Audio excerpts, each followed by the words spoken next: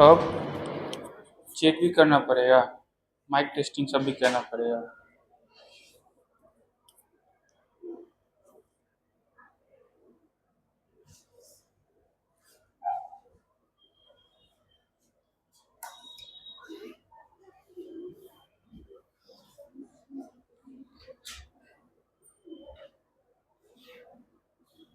कहाँ गई है तुम्हारे? घर गई है? कल ही गई, इतना दिन से नहीं गई? अच्छा अच्छा, बहुत बढ़िया। ठीक है ना? हाँ चलिए, मैंने पिछले क्लास में इस बात की चर्चा की थी कि आज हम लोग नया चैप्टर शुरू करने वाले हैं। ठीक है, कौन सा चैप्टर? Structure of atom. आज मैं बेसिकली बहुत ज्यादा पढ़ाऊंगा नहीं। क्यों नहीं पढ़ाऊंगा? हाँ, ओहो, सब पता है, इसको कहानी सुनाएंगे। क्योंकि आज जो होगा, इंट्रोडक्शन दिया जाता है ना पहले चैप्टर का, नहीं दिया जाता है। पहला दिन तो इंट्रोडक्शन ही होता है, उसके बाद कुछ होता है। तो आज मैं आपका परिचय कराऊंगा, ठीक है? फिर कहानियां तो कल से शुरू होगी। आज पात्रों के नाम बता देंगे, किरदार बता देंगे, प्लॉटिंग बता देंगे, कहानियां फिर कल बुनेंगे। क्या रिशु, ठीक है? बहुत बढ़िया। तो चैप्टर का नाम तो आप लोगों को भली भांति परिचित,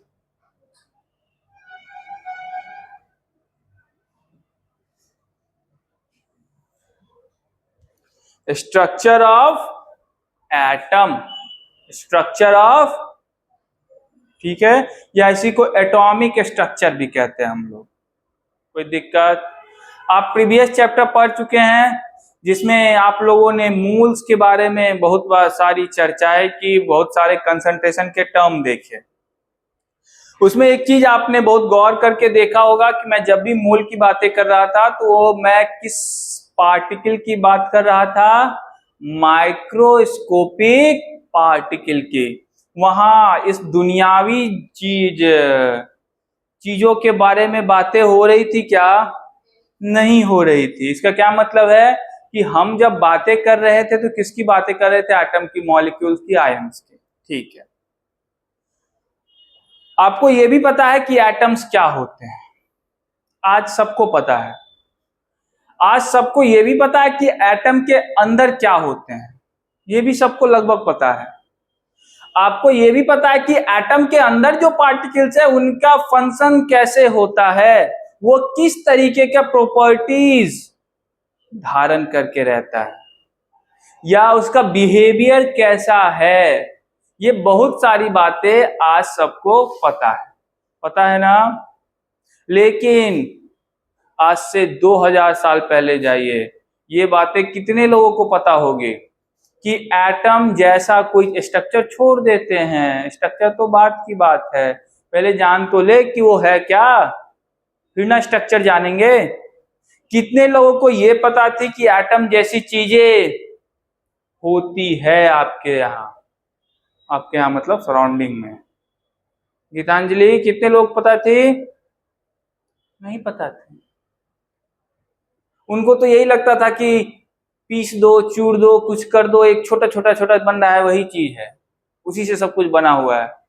जो दिखता था उसी को बोलते थे। नहीं, पार्टिकल बना दो, जहां तक आंखों से दिख रहा है वही है वो पार्टिकल, उसी से सब लोग खुश रहते थे।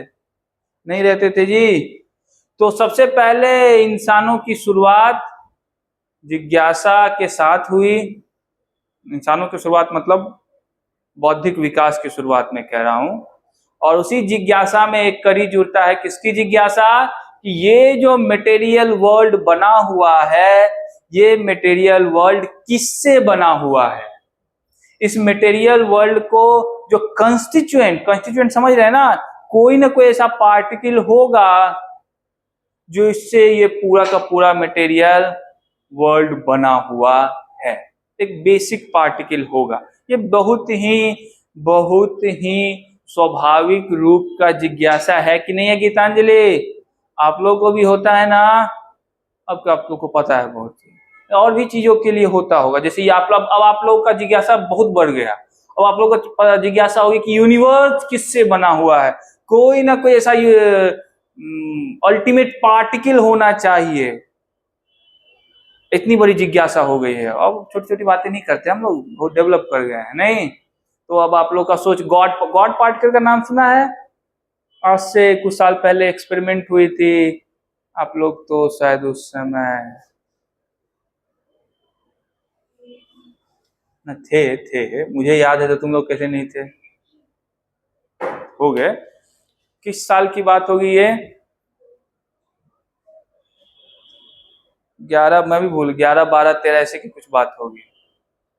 11 मैं बच्चा ही था, तो लोग बोलते थे आज दुनिया खत्म, एक्सपेरिमेंट हो रहा है कुछ, दुनिया आज कोलैप्स। अरे हंसी आ रही है, उसमें सब डर का माहौल था, देखना जाके। तो उस समय बेसिकली लोगों को था कि रिसर्च चल रहा था, वही जो मैंने अभी बताया कि यूनिवर्स एक तरीके का जो एक होता है ना कि बहुत ही कंस्टिट्यूएंट पार्टिकल है, फंडामेंटल पार्टिकल, जिससे सारा, जिसमें मास कैसे आ रहा है। जैसे लोग बोलते हैं ना कि mass is the intrinsic property, लेकिन मास आ कैसे रहा है क्या मास? ये तो पता नहीं है अभी तक कि कैसे आ जा रहा है हम में, आप में। तो उसी की खोज में लोग बोलते हैं कि एक पार्टिकल है जिससे पूरा यूनिवर्स बना हुआ, गॉड पार्टिकल, ये वो थ्योरी है। उस दिन सबको डराया गया था काफी कि आज जो है दुनिया खत्म होने वाली है। ठीक है, कोई दिक्कत? अब उस एक्सपेरिमेंट के बारे में जाके देखिएगा। ठीक है, बाकी हम लोग यहाँ आते हैं। तो एक स्वाभाविक जिज्ञासा जागी होगी कि मटेरियल पार्ट के, या मटेरियल जो अभी बना हुआ है किससे मिलके बना हुआ है। ठीक है, कोई दिक्कत? जब ये आपको एक समझ विकसित होनी शुरू हुई तो आप लोगों ने कहा, तो हम लोगों ने, आप लोगों का मतलब यहाँ पे हम लोगों ने, कि कंस्टिट्यूएंट पार्टिकल एक परमाणु है। फिर कहीं और कल्चर में उसे कुछ और नाम दिया गया। फिर 18 कितना था, 1807 या कुछ में, इसी समय में डाल्टन साहब की थ्योरी आती है, डाल्टन्स एटॉमिक थ्योरी। उसके बाद दुनिया जो है अलग ढंग से सोचने लगती है, नहीं सोचने लगती है। तो सबसे पहले तो हम इस चैप्टर में क्या देखेंगे, आपको डिस्कवरी ऑफ एटम, ये एटम की खोज, ये पहला टॉपिक हम लोग देखेंगे। इसे मैं बहुत जल्दी निपटा दूंगा, कोई दिक्कत नहीं। फिर हम लोग जैसे ही डिस्कवरी पढ़ लेंगे, एटम के बारे में पढ़ लेंगे, अपनी जिज्ञासा तो शांत होती नहीं है, इंसान है, इंसान को तो और चाहिए भाई, ज्ञान की भूख बड़ी तगड़ी होती है, उसे और चाहिए, और जानना है उसे। तो बोलेगा अच्छा अच्छा एटम की प्रॉपर्टी देखो, तो वो एटम की प्रॉपर्टी चेक करने लगते हैं। क्या चेक करने लगते हैं? प्रॉपर्टीज ऑफ,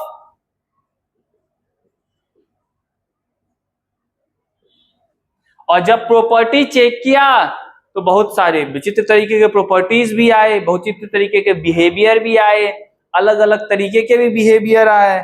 तब इन्होंने कहा कि कुछ तो बात है कि ये एटम खाली एटम नहीं है, जिसको आप एटम कह कह के ये पूरा प्रचार कर रहे थे दुनिया में कि अंतिम पार्टिकल मिल गया जी, अंतिम पार्टिकल, यही ना बोल रहे थे सब लोग, डाल्टन तक नहीं बोल रहे थे जी, देखो अंतिम पार्टिकल हमने खोज ली, एटम इज द अंतिम फंडामेंटल। वो नहीं है, एटम के अंदर भी कुछ और पार्टिकल है। तो यहां से फिर कहानी शुरू होती है किसकी? एटम के अंदर के जो पार्टिकल है उसकी डिस्कवरी की। उसको हम लोग नाम देते हैं कौन सा पार्टिकल? सब एटॉमिक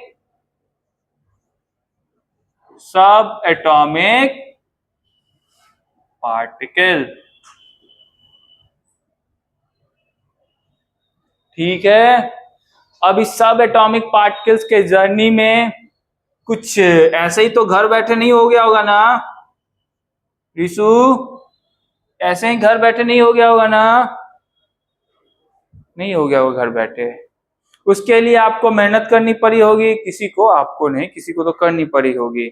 और एक्सपेरिमेंट्स के थ्रू एंड थ्योरेटिकल बेसिस पे दोनों तरीके से आपको ये समझाया गया होगा, ये प्रूफ दिया गया होगा कि एटम के अंदर भी डिफरेंट टाइप के कंस्टिट्यूएंट पार्टिकल्स होते हैं। ठीक है, जिससे कौन बना हुआ है? एटम बना हुआ है। कौन बना हुआ है? एटम। ठीक है, तो हम बेसिकली उसके बाद क्या पढ़ेंगे? उन एक्सपेरिमेंट को पढ़ेंगे कि किस एक्सपेरिमेंट के द्वारा इलेक्ट्रॉन की खोज हुई, किस एक्सपेरिमेंट के द्वारा प्रोटॉन की खोज हुई, किसके द्वारा न्यूक्लियस की खोज हुई, किसके द्वारा फिर न्यूट्रॉन की बातें हुई। समझ रहे बातों को? तो हम किसकी बातें करेंगे? एक्सपेरिमेंट्स के। ठीक है, और एक्सपेरिमेंट की बातें करेंगे तो उसमें फिर किसकी डिस्कवरी देखेंगे? इलेक्ट्रॉन की डिस्कवरी, और किसकी डिस्कवरी? प्रोटॉन की डिस्कवरी। और एक्चुअली हम लोग डिस्कवरी ऐसे, इसको ऐसे लिखिए, न्यूक्लियस, और न्यूक्लियस में प्रोटॉन और न्यूट्रॉन। ठीक है, इन सब के हम लोग क्या पढ़ेंगे? फिर डिस्कवरी पढ़ेंगे। सिर्फ पढ़ेंगे नहीं थियोरेटिकली, ऐसे कह दिया मैंने कहानी कि आज से 1498 में वास्को डी गामा भारत की खोज की थी, ये इतना कहने से काम नहीं चलेगा। उस एक्सपेरिमेंट को भी पढ़ेंगे, उसके डिजाइन को भी देखेंगे, उसका एस्पेक्ट क्या था ये देखेंगे, क्या क्या थ्योरी वहां से आई वो देखेंगे, फिर कंक्लूजन ड्रॉ करेंगे। कोई दिक्कत? समझ रहे हो ना? ऐसे नहीं पढ़ा जाता। कहानी है, लेकिन कहानी में भी साइंटिफिक मेथड्स होंगे। ठीक है, कोई दिक्कत? ओके, तो जब इन सब एटॉमिक पार्टिकल्स की मान लेते हैं कि खोज हो गई, पता चल गया इलेक्ट्रॉन है, प्रोटॉन है, तो न्यूट्रॉन भी है, न्यूक्लियस की भी खोज हो गई, फिर आता है मेन मुद्दा कि चलो खोज तो कर लिए कि सारे के सारे जो सब एटॉमिक पार्टिकल है वो मौजूद है वहां पे, लेकिन कैसे मौजूद है, किस तरीके से अरेंजमेंट है, कैसे रह रहे हैं एक दूसरे के साथ सामंजस्य बना करके, ये भी तो जरूरी है रिशु। जरूरी नहीं है जी, सिर्फ खोज लेने से काम नहीं चलता है, उसके मॉडल भी तो तलाशने पड़ते हैं कि कैसे टिका हुआ है वो। क्या नहीं तलाशने पड़ते हैं? तो इसके बाद डिफरेंट साइंटिस्ट आए और उन्होंने क्या देना शुरू किया? Atomic model. क्या देना शुरू किया? अब अच्छा, अब कोई ऐसा तो होगा नहीं कोई झांक के ऐसे देख रहा होगा 19 कुछ में एटम को, मेरी बातें समझ रहे हैं ना? एटम को ऐसे देख रहा होगा आंखों से, कोई झांक के नहीं देख रहा होगा। तो क्या कर सकते थे वो? अपने एक्सपेरिमेंट के बेसिस पे, थ्योरी के बेसिस पे मॉडल दे सकते थे। मॉडल का मतलब क्या होता है इसके बारे में मैं समझाऊंगा। तो डिफरेंट साइंटिस्ट आए, उन्होंने क्या देना शुरू किया? फिर एटॉमिक मॉडल, एटॉमिक मॉडल्स। कोई दिक्कत? अच्छा, मॉडल्स के बारे में थोड़ी सी चर्चा कर दूं, फिर बाद में मैं भूल जाऊं क्या हो ना हो। तुम लोगों को क्या लगता है मॉडल क्या होता है? एक पिक्चर बना दिया, उसके अंदर एटम को ऐसे ऐसे दिखा दूंगा, इलेक्ट्रॉन दिखा दूंगा, प्रोटॉन दिखा दूंगा, न्यूक्लियस ऐसे दिखा दूंगा, यही होता है क्या? आप लोग को यही लगता होगा मॉडल का मतलब? चल रहा है क्या? चल ही नहीं रहा है क्या ये? वो चल रहा है। मॉडल का मतलब क्या होता है? कुछ बोलिए आप लोग भी। या आप लोग को तो यही लगता होगा कि एक पिक्चर बना देते हैं, मॉडल हो गया। क्यों रिशु? रिशु का एक मॉडल है, 2 पैर है, 2 हाथ है, मुस्कुराता हुआ चेहरा है, आंखें देखो। ठीक है, डराओ मत, ये मॉडल है। रिशु मॉडल है। अरे तुम लोग दूसरी तरफ देखने लग गए। मतलब ये लोग तो रिशु को मॉडल बना दिया। देखो रिशु कितना अच्छा मॉडल है। मॉडल का मतलब यही समझते थे ना कि एक पिक्चर बना के उसमें दिखा दिया जाए, लेकिन सिर्फ ऐसा नहीं समझना है कि मॉडल का मतलब ये होता है कि पिक्चर बना के ये दिखा दिया गया, ऐसा नहीं। समझ गए? उस पिक्चर को बनाने के समय, पिक्चर तो बहुत बाद की बात है, उस पिक्चर को बनाने के समय, बनाने की ड्यूरेशन में, बनाने से पहले जितने थ्योरीज आए होंगे, वो थ्योरीज बेसिकली मॉडल है। मॉडल मतलब कोई पिक्चर नहीं होता साइंस में। यहां पे जो मॉडल है वो थ्योरीज की बातें कर रहा हूं मैं, कि एटम में सब एटॉमिक पार्टिकल्स किस तरीके से अरेंज रखा हुआ है, एटम में सब एटॉमिक पार्टिकल किस तरीके से स्टेबिलिटी लाता है, एटम में सब एटॉमिक पार्टिकल किस तरीके से बिहेवियर करता है, इसके रिगार्डिंग जो थ्योरीज है, और उस थ्योरीज का रिप्रेजेंट, मॉडल जस्ट एक रिप्रेजेंटेशन है उस थ्योरीज का। मॉडल का रियल मीनिंग क्या है यहाँ पे? मॉडल्स का मीनिंग यहाँ पे है कि आप उसके रिगार्डिंग थ्योरीज दे रहे हैं। जो थ्योरीज क्या है? एक पिक्चर रिप्रेजेंट कर रहा है, उस पिक्चर को आप फिर बनाते हैं, तो उस आप समझते हैं वो मॉडल है। लेकिन मॉडल वो नहीं। मॉडल का मतलब क्या है यहाँ पे?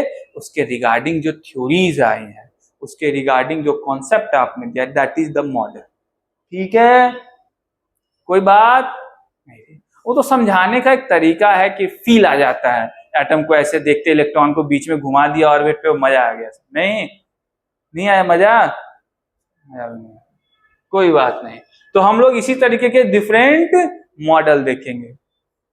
उसमें एक पहला और प्रिलिमिनरी मॉडल है, प्रारंभिक दौर का मॉडल है, जो मॉडल बहुत ही एप्लीकेबल नहीं था। कौन सा मॉडल? Thompson model. कौन सा मॉडल?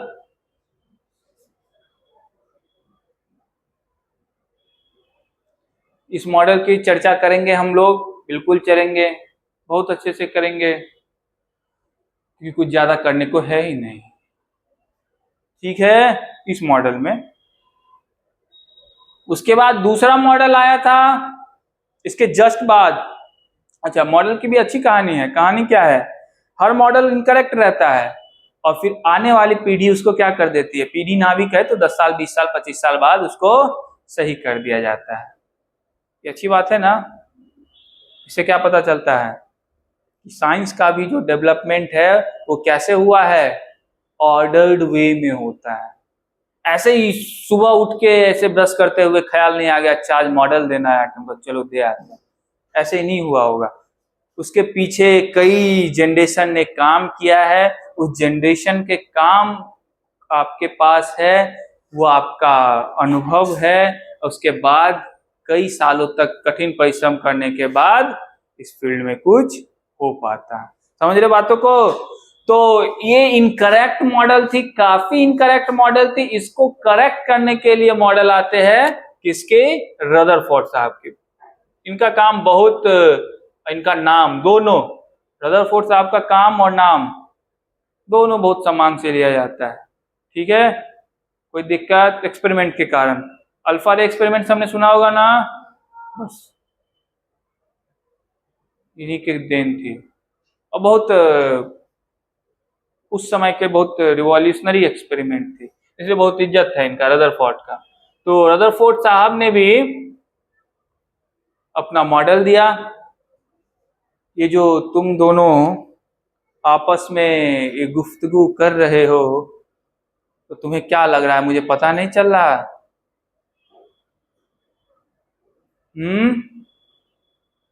तो थोड़ा सा तो पहले डिस्प्लेसमेंट अपने, बस ठीक है, कोई दिक्कत? ग्लूकोज पियो ना आज, हाँ गर्मी ज्यादा है। तो उसके बाद किसकी मॉडल आएगी? रदरफोर्ड मॉडल की। लेकिन रदरफोर्ड मॉडल भी पूर्णतः सही होगी, इस बात की आपको भरोसा है? किसको किसको भरोसा है? और आप तो चाहते हैं कि सर सही हो जाए, इसके बाद कुछ ना पाना पड़े, लेकिन ऐसा होगा नहीं गीतांजलि, समझ रहे हैं ना? इसके बाद एक मॉडल आएगी। अच्छा, ये इनकरेक्ट, इसका करेक्शन करते रदरफोर्ड, रदरफोर्ड इनकरेक्ट, इनका करेक्शन करते हैं इन्हीं के चेला। हाँ, ये चेला ही थे रदरफोर्ड के, बोर्स मॉडल। ठीक है, नील्स ये भी बहुत रिवॉल्यूशनरी साइंटिस्ट है, बहुत सम्मान है इनका भी, गुरु चेला दोनों का सम्मान। बोर्स मॉडल, समझ गए बातों को। लेकिन बोर्स मॉडल भी आखिरी मॉडल होगा क्या? नहीं होगा, उसमें भी करेक्टनेस सारी चीजें होंगी तो नहीं होगी, ये भी नहीं, लेकिन हद तक अच्छी मॉडल थी। और बोर्स के बाद एक बहुत ही तगड़ी रिवॉल्यूशन हो जाती है साइंस के फील्ड में, एक नया फील्ड जनरेट हो जाता है जिसको नाम हम लोग देते हैं क्वांटम मैकेनिक्स। क्या नाम देते हैं? उससे पहले जो मैकेनिक्स चल रही थी वो कौन सी मैकेनिक्स थी? Classical mechanics. कौन सी मैकेनिक्स? लेकिन बोर्स और इसके कंटेम्परेरी, बोर्स और इनके कंटेम्परेरी हमको स्क्रॉडिंगर थे, पढ़ाऊंगा मैं, और उसके बाद बोर्स का भी कुछ काम है, बोर्स भी थ्योरी को मानते हैं, और उसके बाद के जो जितने भी साइंटिस्ट हैं उन्होंने इतना तगड़ा काम किया है इस मैकेनिक्स पे, एक नई ब्रांच डेवलप हो गई फिजिक्स में, और आज के समय में जो वही सब जगह चल रही है। क्लासिकल मैकेनिक्स तो अब एंडिंग की ओर चलाएंगे, ठीक है, उसका हो गया, जितना उसमें काम वाम होना था सब हो गया। तो एक नई जो ब्रांच डेवलप हो गई इसके बाद, बोर्स मॉडल के बाद, या इसी के समय से वो ब्रांच डेवलप हो रही थी, उस ब्रांच के डेवलप होते होते उसका यूज करते हुए एक और नया एटॉमिक मॉडल दिया गया, जिसको हम लोग बोलते हैं क्वांटम मॉडल, ठीक है। और उस समय का क्वांटम मॉडल का एटम हम लोग देखेंगे। ये चारों मॉडल आप लोगों को क्या करना है? पढ़ना है। कोई दिक्कत? यहां से शुरू होगा और वहां पे जाएगा, खत्म नहीं होगा।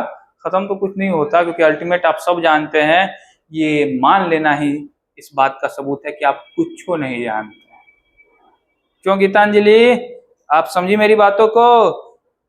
अल्टीमेट आप सब जानते हैं, ये मान लेना इस बात का सबूत है कि आप ना कुछ नहीं जानते हैं। थोड़ा बल दो उस पे, कुछ में भी कुछ तो हो ही जाता है, समझ रहे बातों को? तो हम लोग ये चार मॉडल पढ़ेंगे, बहुत बढ़िया। लेकिन सिर्फ चार मॉडल आप नहीं पढ़ेंगे, चार मॉडल का डेवलपमेंट कैसे हुआ इस पे भी चर्चा होगी, चार मॉडल को वेरीफाई कैसे किया गया इस पे भी चर्चा होगी, चार मॉडल का डेवलपमेंट होने के साथ साथ किन किन एक्सपेरिमेंट की बातें हुई उसकी भी क्या होगी?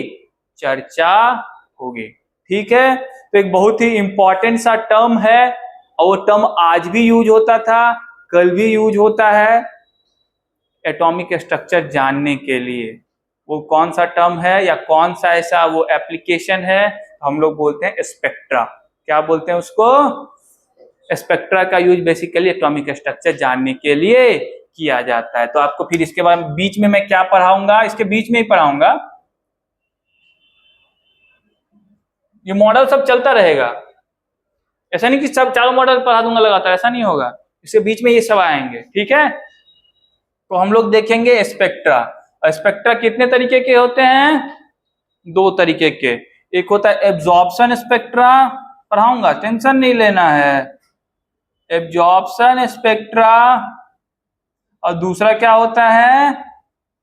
Emission spectra. इमिशन, ये दो तरीके का स्पेक्ट्रा पढ़ाऊंगा, ठीक है। कोई दिक्कत किसी को नहीं है?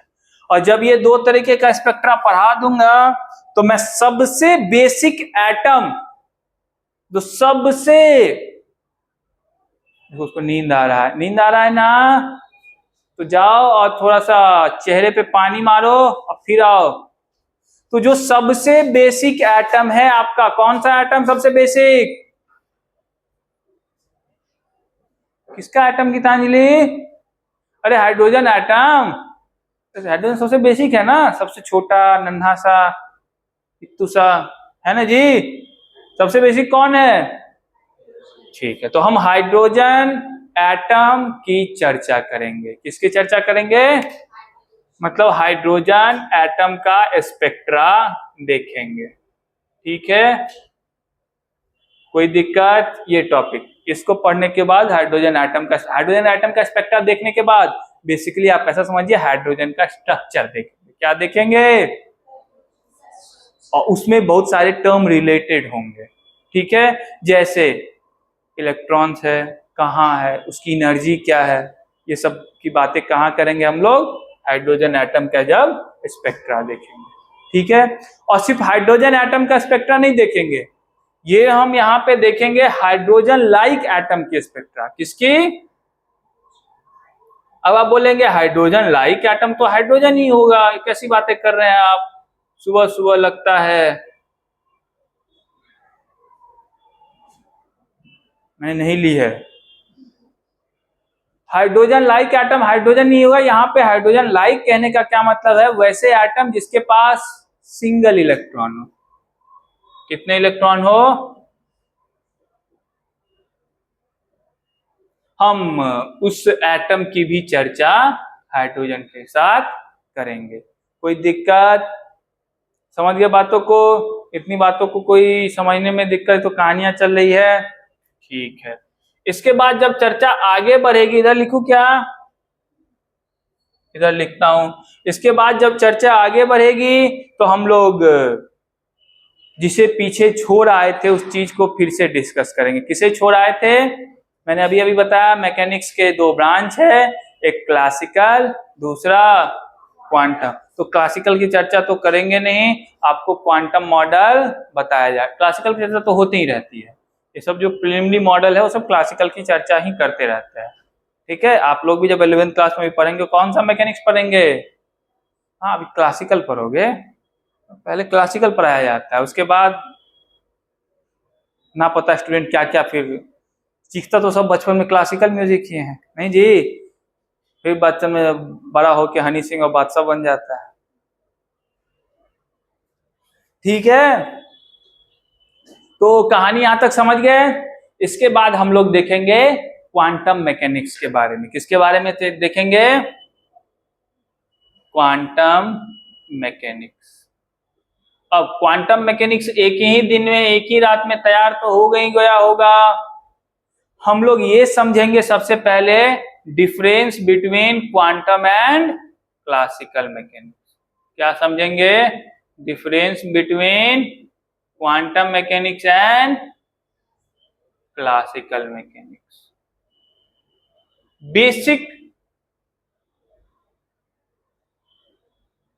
बेसिक डिफरेंस क्या है क्वांटम और क्लासिकल में, सबसे पहले हम लोग ये देखेंगे। कोई दिक्कत?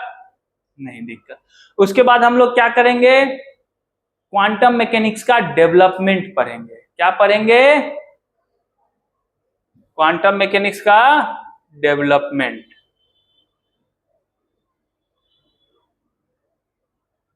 ऑफ क्वांटम मैकेनिक्स, ठीक है कहानी। इसके बाद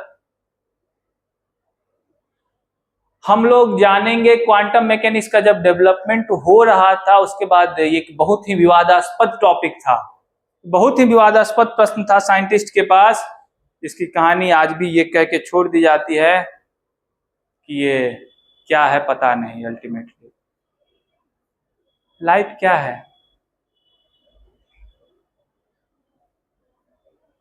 गहरा सवाल है, ऐसे हल्के में मत बोल दिया करो।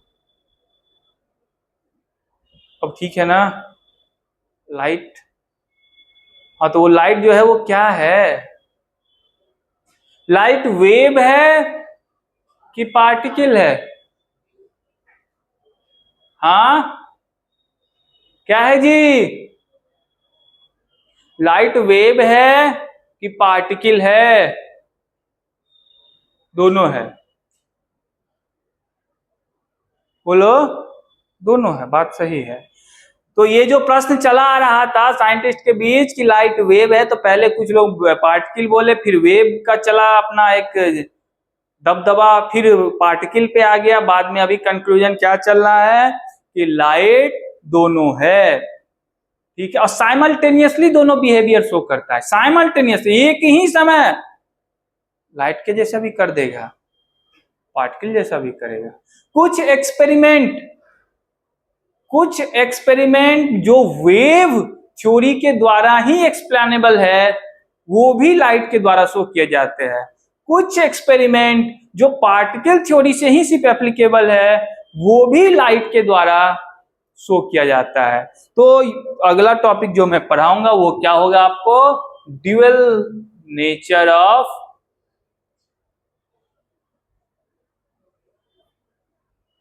मैं रेडिएशन बोल देता हूं,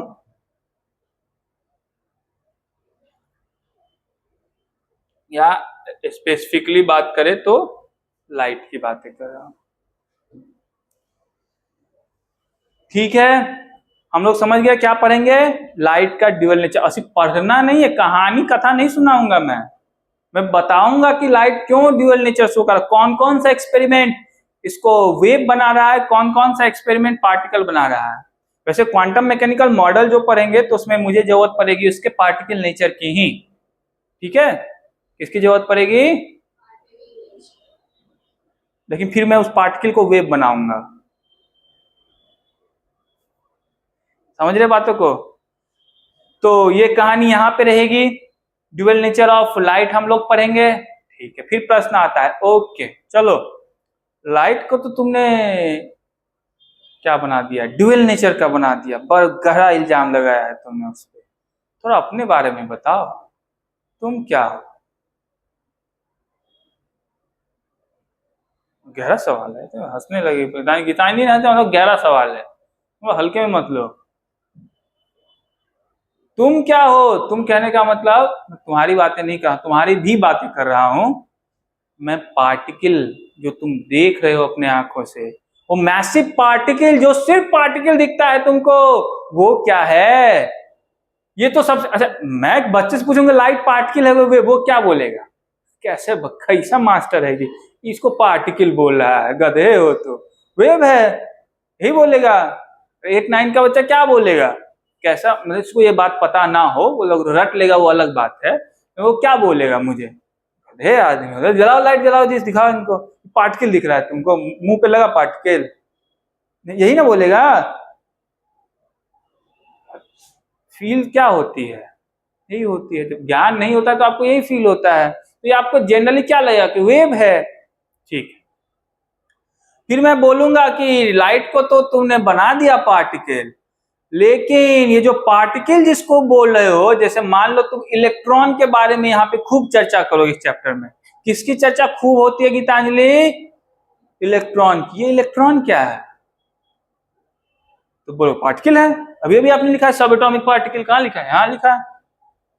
फिर वहां पे एक साइंटिस्ट आएंगे डी ब्रॉगली, बोलेंगे ना ना ना, इतनी आसानी से नहीं होता है कुछ भी, ये जिसे तुम पार्टिकल पार्टिकल कह रहे हो और पार्टिकल पार्टिकल सोच रहे हो, वो पार्टिकल नहीं है, सिर्फ उस पार्टिकल से भी एसोसिएटेड एक वेव है। बोले कैसी बातें कर रहे हो, यस वो इलेक्ट्रॉन से एसोसिएटेड एक वेव है। फिर उससे ज्यादा डेवलप हो जाएगा क्वांटम मैकेनिक्स, वो क्या बोलेगा, इलेक्ट्रॉन सिर्फ और सिर्फ पार्टिकल नहीं है, इलेक्ट्रॉन बेसिकली एक वेव है। ले समझ रहे बातों को, इलेक्ट्रॉन सिर्फ पार्टिकल, इलेक्ट्रॉन एक वेव है। अब आपका दिमाग हो गया खराब, कितनी कहां से कहानी शुरू हुई थी, कहां पे आप वेव बना दे रहे हो उसको, कितनी गलत बात है। समझ गए हैं बातों को। तो हम लोग ड्यूअल नेचर ऑफ रेडिएशन तो देखेंगे ही, ड्यूअल नेचर ऑफ मैटर भी देखेंगे जी। मैटर भी ड्यूअल नेचर शो करता है, मैटर सिर्फ मैटर नहीं है, मैटर से एसोसिएटेड क्या है, वेव भी है। तो मैटर से एसोसिएटेड वेव है तो उसका भी तो ड्यूअल नेचर है। जैसे अब इसका ही मतलब सब इलेक्ट्रॉन की बातें मैं कर रहा हूं, मैं जो ऐसे ऐसे दौड़ूंगा ना, मुझसे भी एसोसिएटेड एक वेव होना चाहिए, हो जाएगा, मोमेंटम होनी चाहिए, मुझसे भी एसोसिएटेड एक वेव होगा। ट्रक दौड़ेगा ना, उससे भी एसोसिएटेड एक वेव होगा। वो फाइटर जेट दौड़ेंगे ना, दौड़ेंगे नहीं उड़ेंगे ना, उससे भी एसोसिएटेड वेव होगा। हाँ, भले ही वो वेव आप डिटेक्ट नहीं कर पाए, वो डिटेक्टेबल वेव नहीं है। क्यों? क्योंकि उसका वेवलेंथ उसका वेवलेंथ इतना कम होगा, इतना कम होगा, इतना कम होगा, और एक बार बोलू क्या, इतना कम होगा कि आप में से क्वेश्चन करवाऊंगा, बोला कितना, बोले कितना कम, मैं क्वेश्चन करवाऊंगा इसका, आपको तो फील हो जाएगा। अभी तो बस आपको इतना इतना इतना कह रहा हूं ना, वो इतना कम होगा कि आप उसको डिटेक्ट, लेकिन आप जैसे ही जाइएगा सब एटॉमिक लेवल पे, वो वहां डिटेक्टेबल, और डिटेक्टेबल नहीं है, बड़ा तगड़ा है, इतना तगड़ा है कि कहना पड़ता है कि तुम अपना मैटर नेचर छोड़ दो, मान लिया तुमको, तुम वेवे हो, समझ रहे हो। डिटेक्टेबल तो दूर की बात है, मान ही लिया जाता है कि मजा मजा आ रहा है ना कहानी सुनने में, पूरा माहौल बना दिया उसने। तो ड्यूअल नेचर ऑफ रेडिएशन तो देखेंगे ही, साथ ही साथ बस सब तुम लोग समझ रहे हो,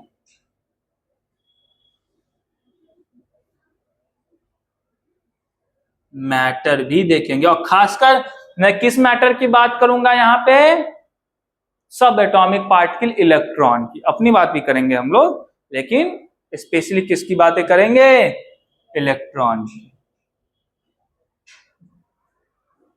कोई दिक्कत बोलिए, यहां तक में किसी को कोई समस्या, समझ रहे हैं। उसके बाद हम लोग एक बहुत ही क्रांतिकारी, बहुत ही क्या बात इसो, इंपॉर्टेंट एक्सपेरिमेंट देखेंगे और थ्योरी देखेंगे, जिसके कारण आइंस्टीन साहब को क्या मिला था, इनको आपको ही मिला था ना नोबेल, आपके रचयिता को मिला था ना, हाँ, जिन्होंने गीतांजलि लिखी थी। तो आइंस्टीन साहब को उसी एक्सपेरिमेंट के लिए क्या मिला था, हाँ, तो कौन सा एक्सपेरिमेंट था वो, फोटो इलेक्ट्रिक इफेक्ट। इसके बाद हम लोग क्या पढ़ेंगे, फोटो इलेक्ट्रिक इफेक्ट।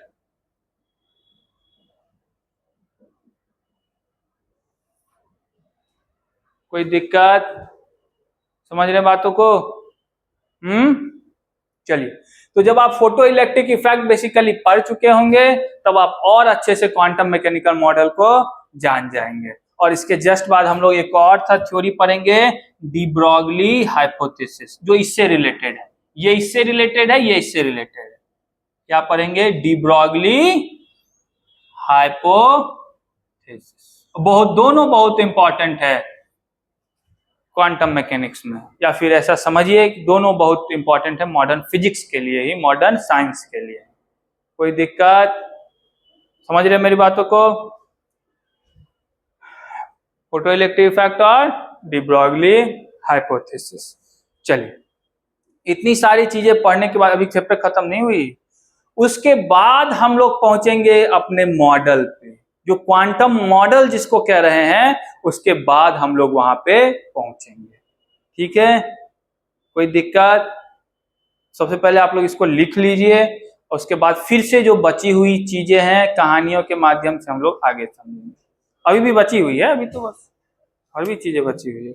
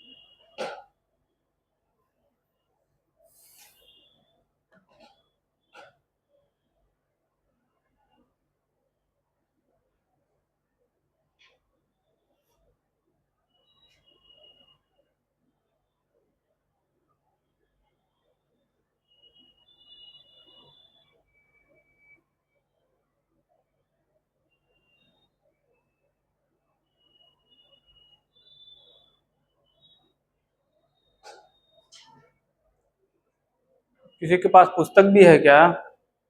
केमिस्ट्री नाम की एक पुस्तक आती है एनसीईआरटी के द्वारा छपी हुई, किसी के पास वो पुस्तक नहीं है? बहुत बढ़िया, यही आशा थी मुझे।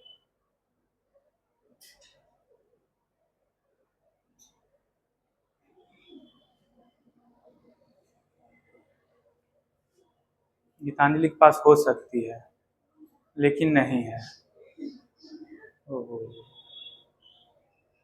तुम हंसने क्यों लगे? तुमसे तो अच्छी, कम से कम उसको लगा कि है, तुमको तो इतना श्योरिटी है अपने ऊपर कि नहीं ये लाए होंगे, कभी लाते ही नहीं हो। किसी दिन से अगर पुस्तक लाते हुए कोई नहीं दिखा, अगले दिन से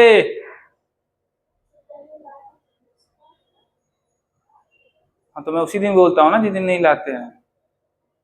ये नेचर का लॉ है। आप उसी दिन पकड़े जाएंगे जिस दिन टिकट नहीं खरीदेंगे। बाकी दिन चेक भी नहीं करता है, आज तक उसने मुझसे चेक नहीं किया। जिस दिन नहीं खरीदा उसी दिन चेक करेगा। बिना टिकट के तो मैं रेयरली ही आया हूँगा कभी। मैं देश का बहुत ही जिम्मेदार नागरिक हूँ, टिकट खरीद के ही सफर करता हूँ।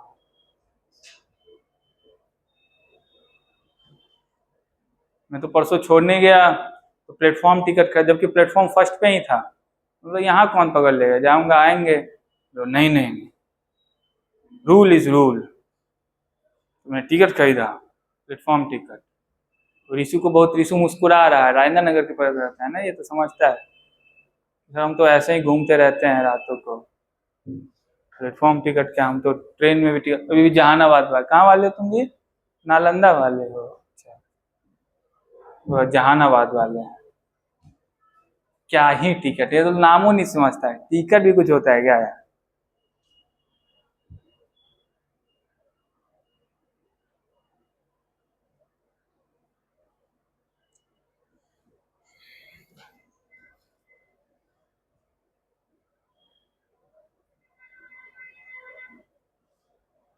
इसको लिखने में देरी मत करो, इसमें समझने वाली बातें नहीं है। सब समझने वाली बातें तो मैं कह चुका हूँ और वो कहूंगा।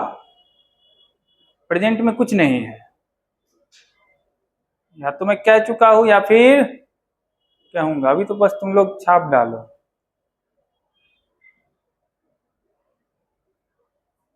और सब ऋषु, छुट्टी में तुमने क्या किया? मॉड्यूल तो पहले ही बना दिया था। तुम लोग का मॉड्यूल बन गया कि नहीं सारा? अच्छा, पूछ लेना मुझसे। मॉड्यूल आप लोगों ने बना लिया, अच्छी बात है। आप लोग का टेस्ट भी शेड्यूल किया गया है इस मंथ, पता है ना? तो आप लोगों से आशा है कि आप लोग टेस्ट में अच्छा परफॉर्म करेंगे। पढ़ भी लिया, मॉड्यूल भी बना लिया, क्वेश्चन भी इतना कर रहे हैं, पूरा दिन क्वेश्चन ही करवाया है उस चैप्टर में मैंने, फिर भी बोल रहे हो कि नहीं।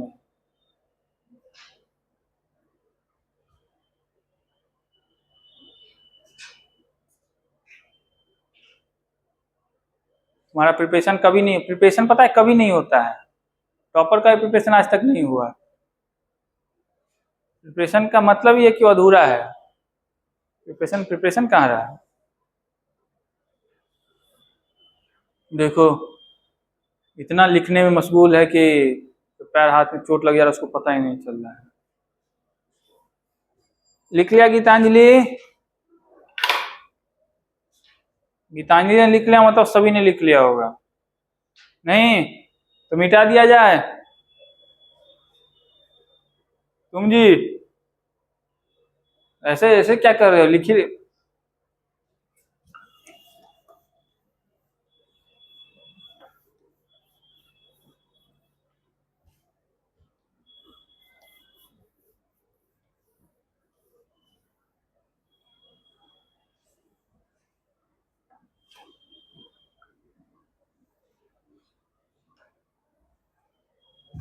समझिए बातों को।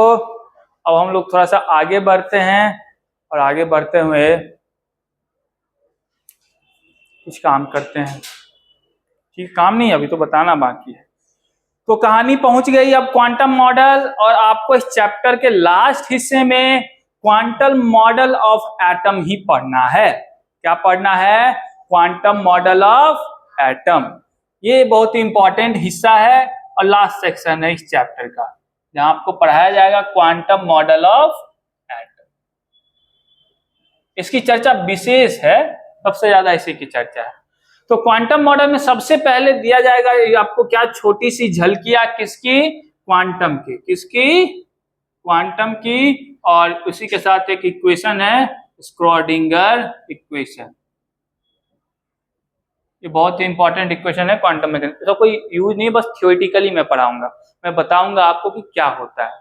इसी में मैं एक दो टर्म पढ़ाऊंगा, जैसे ये, इसको हम लोग बोलते हैं वेव फंक्शन। क्या बोलते हैं, वेव फंक्शन का कॉन्सेप्ट बताऊंगा। और इसके साथ एक और टर्म होता है ये, इसको बोलते हैं हम लोग प्रोबेबिलिटी। क्या बोलते हैं, प्रोबेबिलिटी डेंसिटी। इन दोनों का कॉन्सेप्ट इसमें बताऊंगा, ठीक है। आसान चीजें है, सब देख के डर मत जाना अभी, ठीक है। उसको साई बोलते हैं, क्या बोलते हैं साइन को, हाँ साई। त्रिशूल जैसा जो दिख रहा है ना, इसको क्या बोलते हैं, हाँ हाँ साई। हो गया, 3 बार कहने से वो फाई नहीं बन जाएगा, साई ही रहेगा। समझ गए बातों को, ठीक है। इसके बाद सबसे इंपॉर्टेंट कॉन्सेप्ट निकल के आता है किसका, मॉडल में, एटॉमिक मॉडल में, कॉन्सेप्ट ऑफ सबसेल या फिर ऑर्बिटल का। किसका कॉन्सेप्ट, ऑर्बिटल का कॉन्सेप्ट या फिर सबसेल का कॉन्सेप्ट। इसके बारे में विशेष चर्चा होगी, विशेष, विशेष मतलब विशेष ध्यान दिया जाएगा। आप लोगों ने नाम सुना ही होगा, एटम्स के पहले जो मॉडल थे वो सिर्फ ऑर्बिट की बातें कर रहे थे, के एल एम एन, सब पढ़ा है आप लोगों, ऐसा नहीं कि मैं पहली बार झलकियां दिखा रहा, सब पढ़ा है, 9th क्लास में पढ़ा होगा। फिर आप लोगों ने ये भी सुना होगा कि एटम क्या, टीचर ने वो दिया नहीं होगा 9th में, आपके टीचर ने आपके बताया होगा कि देखो ये थ्योरी बहुत एप्लीकेबल नहीं है, मॉडल बहुत एप्लीकेबल नहीं है। इसके बाद आप लोगों को एक और नया मॉडल पढ़ना होगा जिसमें सिर्फ आपको सेल नहीं दिखेंगे, सिर्फ आपको ऑर्बिट नाम का कोई चीज नहीं दिखेगा, वहां पे ऑर्बिटल नाम का कॉन्सेप्ट आएगा। मैं उसकी चर्चा करूंगा, बहुत इंपॉर्टेंट कॉन्सेप्ट है जिसको उन्होंने बताया एस पी डी एफ। कोई दिक्कत, तो हम उसी ऑर्बिटल्स की चर्चा करेंगे।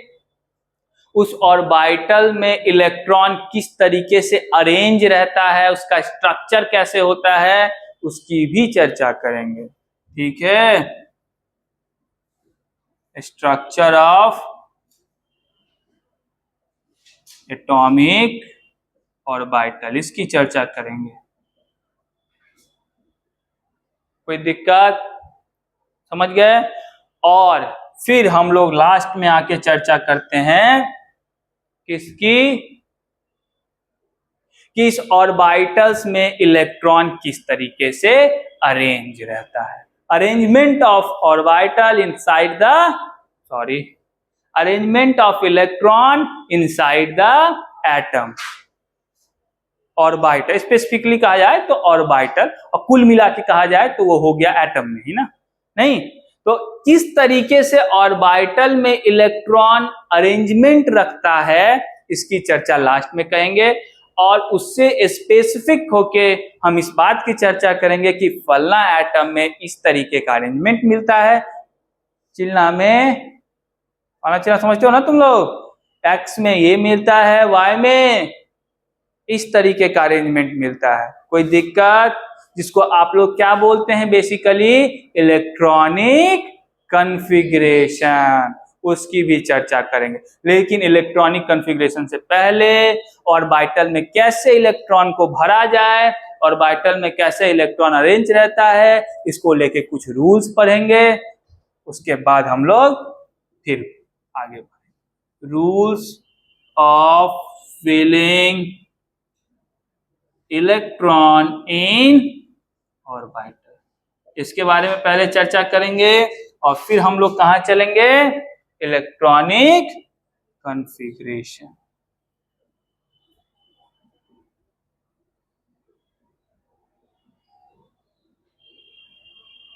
और इलेक्ट्रॉनिक कॉन्फ़िगरेशन पढ़ने के साथ ही मैं इस चैप्टर को क्या बोलूंगा, इति श्री स्ट्रक्चर ऑफ एटम समाप्त। ठीक है, कोई दिक्कत? कोई साहजिक कहानी शुरू किया जी समाप्त कर दिया, मजा नहीं आया। कुछ कुछ तो मजा आया ही होगा, लेकिन बहुत इंटरेस्टिंग चैप्टर है, बहुत इंटरेस्टिंग। तो ये मजा एक दिन में नहीं आएगा, धीरे धीरे पढ़ेंगे, धीरे धीरे आप लुत्फ उठाएंगे। समझ रहे बातों को? कैसे? कोई दिक्कत? अचानक से तो आप समझ नहीं जाएंगे। बहुत सारी 200-250 सालों का इतिहास में पढ़ाऊंगा, एक ही दिन में पढ़ा दूं? एक ही दिन में नहीं, नहीं, कम से कम क्लास तो कुछ लेंगे ना, 10-15 क्लास तो लेंगे ही। कम लग रहे हैं, ज्यादा कर दे? ठीक है बातों को? अच्छा, इसको ये समझने की भूल मत करना कि बहुत ही टफ चैप्टर है, कुछ लोग ऐसा समझते हैं, लेकिन बहुत ही आसान सा चैप्टर है। ये समझने की भूल मत करना कि सिर्फ थ्योरीज आएंगे इस चैप्टर में, कुछ लोग समझते हैं, ऐसा नहीं होगा। इस चैप्टर से खूब क्वेश्चंस आते हैं, न्यूमेरिकल बेसिस के भी क्वेश्चन। अब देखिएगा आप, अभी तो लग रहा है कि कहानी चल रहा है पूरा, लेकिन जैसे ही टॉपिक बाय टॉपिक आप आगे जाते जाएंगे, उसमें देखिए कितनी सारी कहानियां और जुड़ेगी। ठीक है, कोई दिक्कत? तो ये रहा आपका पूरा खाका जो मैं इस चैप्टर में आपको पढ़ाऊंगा कल से।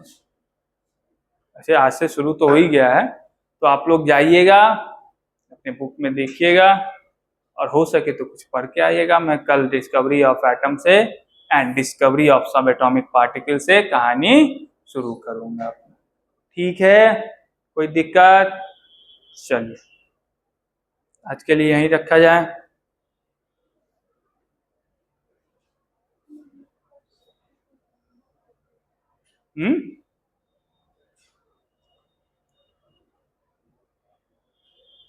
बोल नहीं रहे हो कुछ? कल से शुरू किया जाए, इसमें और कहानी कुछ सुना दूं आज? डिस्कवरी पढ़ा दो? डिस्कवरी नहीं पढ़ाऊं आज, नहीं पढ़ाएं डिस्कवरी। ठीक है, किसी को कोई डाउट है चैप्टर के इंट्रोडक्शन को लेके? नहीं डाउट है? ठीक है रिसो, तो हम लोग कब मिलेंगे फिर? कल से। ठीक है, आप लोगों से विनम्र आग्रह है, क्या आग्रह है पहले वो सभी लोग सुन लेंगे।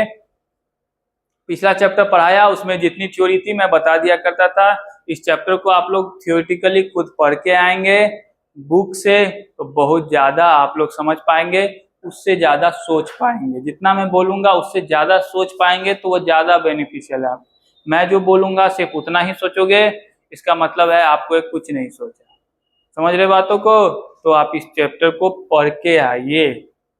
मैं इस चैप्टर की बातें नहीं कर रहा, मैं एक जनरल बातें कह रहा हूं कि आपको हमेशा ये सब काम आपका है। ये जो काम मैंने किया है ये सब काम आपका है, आते ही आपको बता देना चाहिए था, सर वो वाला चीज कब पढ़ा रहे हैं, नहीं गीतांजलि?